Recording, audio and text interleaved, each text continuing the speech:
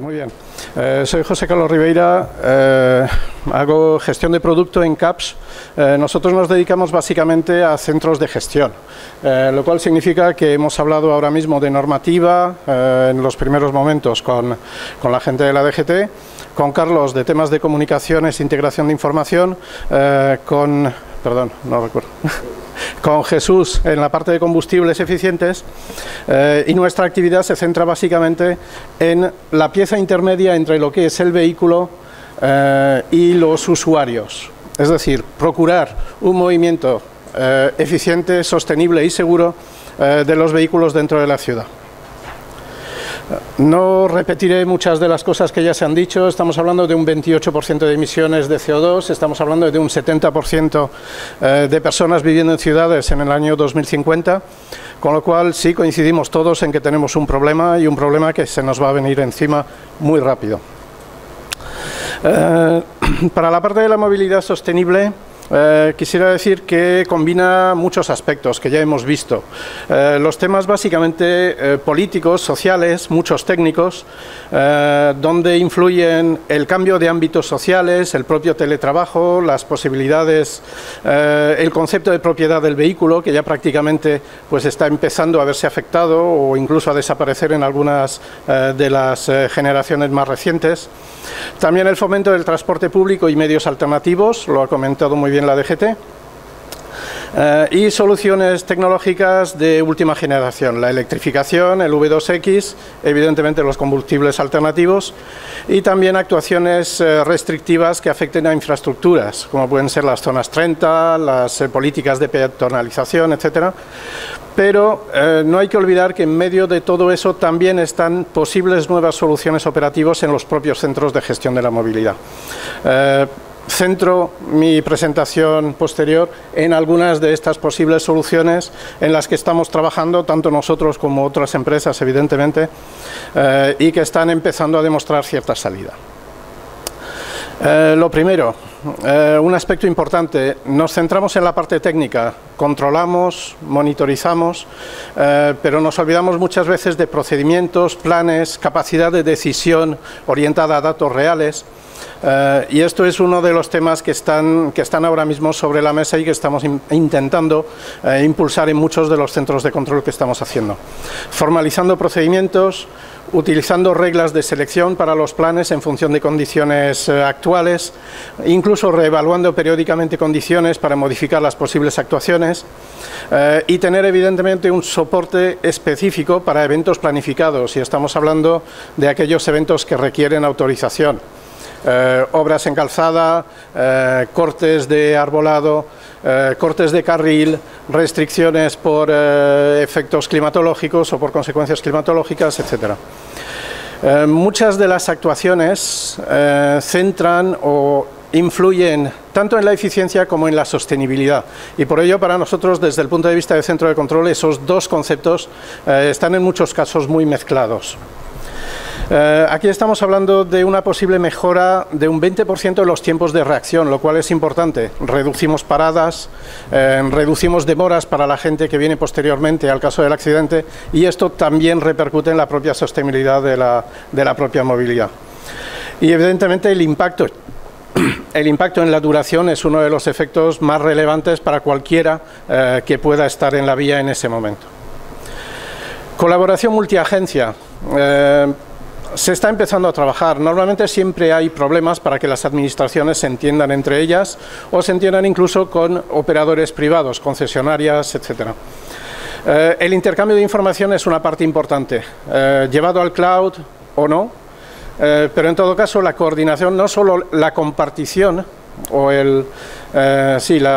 la compartición de información entre las entidades es importante, puesto que una propia incidencia puede afectar a varios emplazamientos a la vez, o a varios centros de gestión, o a varios responsables de la gestión, sino también en la coordinación. Tener una incidencia que podamos reflejar y que esté compartida con un tercero, pues viene perfecto, cada uno puede reaccionar sobre su propia forma, utilizando sus propios procedimientos, pero lo cierto es que la coordinación y planes conjuntos de actuación permiten una mejora sustancial de la eficiencia. Estamos hablando de un tema bastante delicado. De hecho, en todos los casos en los que nos hemos encontrado, necesitamos, igual que en cualquier proceso de calidad, la figura de un champion, la figura de un responsable de esa coordinación. No solo hay que plantar, sino también regar para que la planta crezca.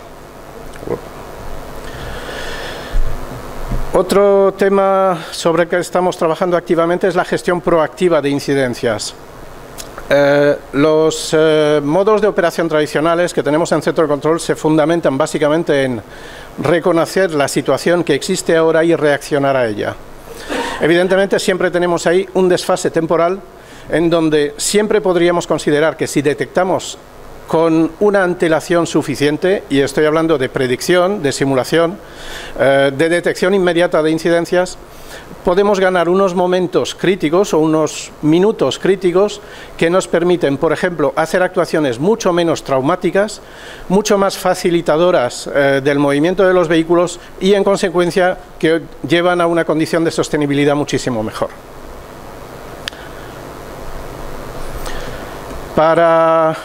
Estuve viendo que hablábamos de gestión de la capacidad. Evidentemente las infraestructuras son importantes. Si no hay carreteras, los coches no van a circular o no van a circular a la velocidad debida. Pero proponemos un cambio de paradigma bastante importante, que es la gestión de la demanda. Todos los cambios sociales que estamos viviendo con el teletrabajo, con los nuevos medios de desplazamiento, etcétera, nos llevan a la posibilidad no solo de gestionar como lo hacemos ahora por capacidad, es decir, ofreciendo más tiempo de verde, creando o construyendo más carriles, desvíos, etcétera, sino en influir y hacer que las personas o los conductores sean también responsables de ese incremento de capacidad. Se hace mediante la gestión de la demanda. Orientar, informar, poder hacer un análisis estadístico de lo que ha pasado los últimos días para poder orientar los desplazamientos en el día actual o en futuros, es una parte importante. Y aquí estamos hablando de que una simple reducción de un 2 a un 4% en las horas pico, como vemos en el gráfico inferior, donde muestro un umbral de capacidad específico, a pesar de poder llevar la saturación o la congestión a niveles menores y la hace evidentemente más amplia en el tiempo, lo que sí permite es mantener un ritmo y un flujo de tráfico mucho más alegre, por así decirlo, con lo cual reducimos los efectos de parada, el stop and go, las velocidades bajas, podemos llevar a una situación que realmente nos proporciona un nivel de eficiencia del uso de combustible mucho mayor del que tenemos en situaciones de congestión donde los vehículos están completamente parados. Hay otros casos, evidentemente, que son mucho más drásticos, que es el caso de Estocolmo, Singapur, Londres, donde estamos haciendo simplemente una restricción de acceso. Aquí evidentemente estamos hablando de reducir de forma obligatoria el tráfico en un 25, en un 40, en un 50%, pero también a cargo de congestionar los alrededores, de tener que crear aparcamientos disuasorios, de tener que reforzar los medios de transporte colectivo, que evidentemente tampoco son una mala solución porque también tendemos que tener a ello. Un nuevo paradigma también, la navegación colaborativa. Todos los asistentes personales que encontramos normalmente en el mercado para poder ir del punto A al punto B que nos interesa, nos centran siempre en valores estadísticos y no tanto de tiempo real, sino estimados de niveles de congestión. Esto lleva en muchos casos a que en una misma franja temporal, a las 8 de la mañana, todo el mundo que use un mismo navegador o navegadores similares se encontrará con que los orientan por rutas alternativas que casualmente son las mismas. Con lo cual nos encontramos que para reducir una congestión creamos otra. La navegación colaborativa mueve un poquito este ámbito de operación en el sentido de que lo que intenta es crear vías alternativas y distribuciones equitativas del tráfico en función de la congestión en tiempo real. A ver si podemos cerrarlo. Aquí ya le he liado. No solo evidentemente mantener la configuración o la posibilidad de navegación en tiempo real, sino incluso distribuir equilibradamente el nivel de congestión, es decir, el volumen de vehículos entre diferentes calles y diferentes vías alternativas. Se hace segundo a segundo, se hace con un mayor conocimiento del estado en tiempo real de los sistemas, se hace conociendo el tiempo de verde de cada uno de los semáforos, cuándo se va a producir, cuánto va a tardar en ponerse en rojo o viceversa. Más complicado, algunos estudios de universidades, bueno, del MIT en concreto en Estados Unidos, está planteando que estos sistemas de navegación colaborativa pueden llegar incluso a mejorar en un 30% las posibilidades o los tiempos de viaje y en concreto en alguna parte el nivel de congestión de estas vías. Yo me quedaría en un nivel un poco inferior, como en todo, pues estamos hablando de un 10-15%, con un parque evidentemente que sea representativo, con un nivel de vehículo representativo que use estas tecnologías. Cuando decidimos emprender una inversión, normalmente lo que hacemos es estudiar por qué. Cuando decidimos que la inversión se ha hecho, necesitamos también estudiar el reflejo real de las mejoras que hemos producido. La analítica es una parte que no está demasiado utilizada en los sistemas de gestión de tráfico hasta ahora, pero que puede dar, a través de tecnologías que todos conocemos en el ámbito empresarial, a través de conservar históricos, poder hacer un data mining, buscar patrones de conducta o momentos cruciales de los niveles de tráfico, de los niveles de congestión, incluso del estudio de los puntos negros en las vías. Nos puede facilitar una serie de toma de decisiones fundamentadas en datos efectivos obtenidos a partir de un histórico de medio plazo, y que nos dan unas soluciones o que nos permiten plantear soluciones e inversiones para resolver estos problemas concretos. La analítica sigue siendo poco utilizada, pero ahora mismo las herramientas están. El mayor problema que tenemos en muchos de los centros de control que hacemos desde hace muchos años es que están saturados de datos, no saben qué hacer con ellos. Y sin embargo, es tan fácil como dedicar tiempo a ello y buscar realmente esos patrones, poder analizarlos con unos criterios muy rápidos de seguimiento y búsqueda. Integración V2X, integración de información externa, evidentemente es un punto que estamos trabajando desde hace bastante tiempo, tanto a nivel de crowdsourcing, como pueden ser los datos de TomTom, Navtec, HERE u otros, los datos de AVLs producidos por sistemas de gestión de flotas, en concreto de autobuses, que también nos sirven para poder potenciar la priorización de este tipo de transporte, pero también las incidencias y eventos. Bueno, pues ya hemos hablado de Waze, ya hemos hablado de eCall, no voy a añadir más comentarios a ello. Cuando hablamos de meteorología, evidentemente en España no suele ser muy crítico, salvo en periodos determinados, en otros países sí lo es mucho más. Para ello también hay información externa, aparte de las propias meteorológicas que la mayoría de los proveedores o centros de control tienen a su disposición. Realmente el nivel macro no está normalmente cubierto. Cuando hablo del nivel macro, es que el proceso normal de colocación de un sistema de detección de meteorología sigue siendo hacer un preestudio para conocer los puntos críticos, colocar ahí las meteorológicas, conectarlas al centro de control y obtener información.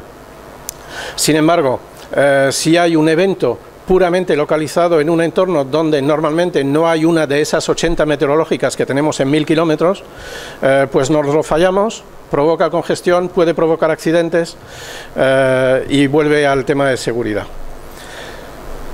Existe también un gran trabajo últimamente en lo que son las regulaciones automatizadas, no solo para la generación de planes o para las actuaciones en caso de incidencias, pero incluso en nuestra vida diaria. Están apareciendo en el mercado ya los sistemas SPAT, los sistemas de información de tiempos de verde disponible para el paso de vehículos, de recomendación de velocidad para circular a través de esas intersecciones, incluso como en el caso de la navegación colaborativa, de búsqueda de algún tipo de onda verde artificial en medio del tráfico que permita ir más rápido incluso que la vía principal. Y todo esto fundamentado en los sistemas que están apareciendo ahora mismo en el mercado y que se empiezan a estandarizar, como pueden ser los V2X, es decir, vehículo-infraestructura, infraestructura-vehículo, que son los que normalmente a nosotros nos afectan, más allá de lo que son los vehículo-vehículo para temas de seguridad, ADAS, etc. La información obtenida... Lo tenéis mal.